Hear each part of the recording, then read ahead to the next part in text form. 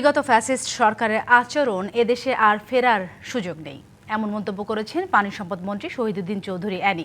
সকালে জাতীয় প্রেস ক্লাবে উপকূল রক্ষা নিয়ে এক সেমিনারে একথা বলেন তিনি। একই সাথে চলমান সংকটকালীন সময়কে মোকাবেলা করতে সরকার ও বিরোধী দলকে দেশ ও মানুষের স্বার্থে ঐক্যবদ্ধভাবে কাজ করার আহ্বানও জানান তিনি।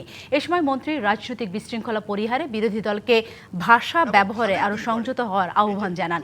এছাড়া বৃক্ষরোপণের পাশাপাশি খাল খনন কর্মসূচিকে বিপ্লব ও আন্দোলনে রূপ দেওয়ার কথা বলেন।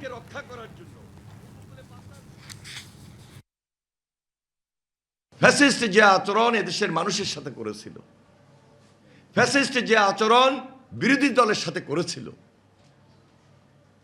রাজনৈতিক দলগুলোর সাথে করেছিল, সেই আচরণ করার সুযোগ এখনো আসে নাই। আর এই আচরণ তো হবেই না, এই আচরণ করার কোনো সুযোগও নাই। গণতান্ত্রিক ভাষা রীতি নীতি ফলো করেই আমাকে বিরোধী দল সরকারি দল একে অপরের জন্য সংগ্রাম করেই দেশটাকে গড়তে হবে।